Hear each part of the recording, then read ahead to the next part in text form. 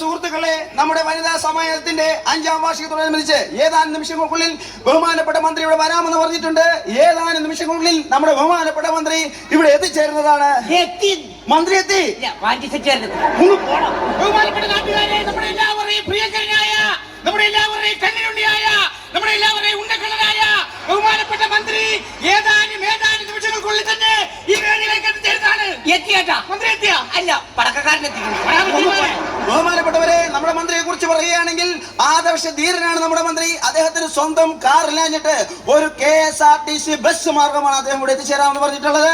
ഏതാനും നിമിഷങ്ങൾക്കുള്ളിൽ അദ്ദേഹത്തെ വഹിച്ചുകൊണ്ട് KSRTC ബസ് ഇതാ സമ്മേളനത്തിൽ എത്തിച്ചേരുന്നതാണ്. ഇപ്പോഴാണ് എത്തിയത്. മന്ത്രി എത്തി. ഇല്ല, താഴെപ്പുഴക്കുള്ള കംപ്ലീറ്റ് പോകുമ്പോഴാണോ?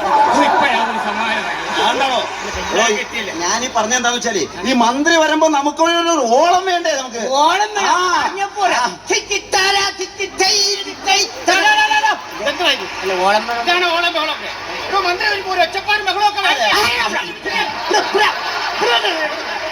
എടോ, അതല്ല പറഞ്ഞേ. മന്ത്രി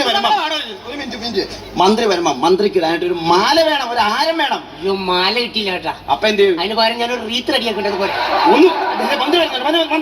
ബഹുമാനപ്പെട്ടവരെ, ഇത് നമ്മുടെ ബഹുമാനപ്പെട്ട മന്ത്രി ഏതാനും നിമിഷങ്ങളോട് എത്തിച്ചേരുമെന്ന് പറഞ്ഞിരുന്നു. അദ്ദേഹം ഇതാ ഈ സമ്മേളനത്തിൽ എത്തിച്ചേർന്നിരിക്കുകയാണ്.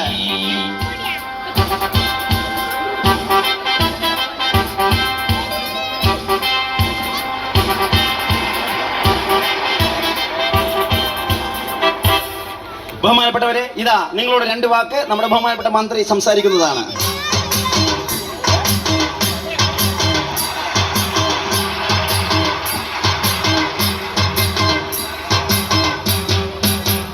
അല്ല സാർ, എന്താ പ്രശ്നം? എന്താ ഈ ചെണ്ടകൊട്ട ചത്തപ്പോ പഴയ കാവടിയാട്ടത്തിന്റെ കാര്യം ഓർമ്മ വന്നു. മയിൽ കാവടി. ചെണ്ട വേണ്ട, ഇനി ചെണ്ട വേണ്ട. പ്രിയമുള്ള സുഹൃത്തുക്കളെ, ഞാൻ വരാൻ അല്പം വൈകിപ്പോയി. വേറൊന്നും കൊണ്ടല്ല, ഒരു ബലാത്സംഗ പരിപാടി, ബാലസംഘ പരിപാടി ഉദ്ഘാടനം ചെയ്യാൻ ഞാനിവിടെ വന്നിരിക്കുന്ന എന്തിനാണെന്ന് നിങ്ങൾക്കും അറിയാം, എനിക്കും അറിയാം. ഞാനിവിടെ വന്നിരിക്കുന്ന എന്തിനാണെന്ന് വെച്ചാൽ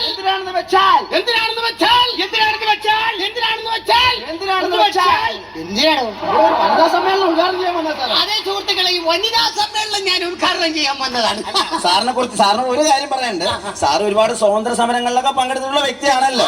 ആണോ? സത്യത്തിൽ സാർ സ്വാതന്ത്ര്യ സമരത്തിൽ പങ്കെടുത്തിട്ടുണ്ടോ? ഇന്ത്യയുടെ 10-16 സ്വാതന്ത്ര്യ സമരത്തിൽ പങ്കെടുത്ത വ്യക്തിയല്ലേ ഞാൻ.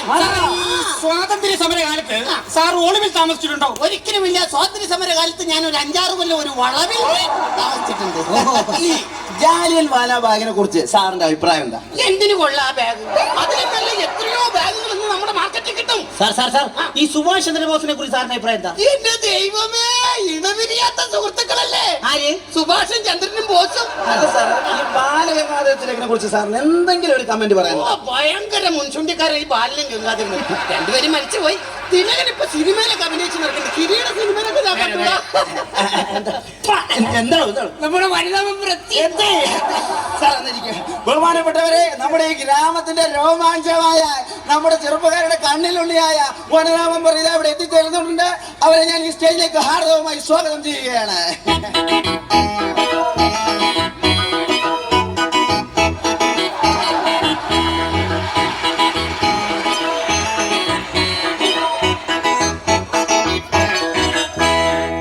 ബഹുമാനപ്പെട്ടവരെ, ഇതാ സമ്മേളന നടപടികൾ ആരംഭിക്കുകയാണ്.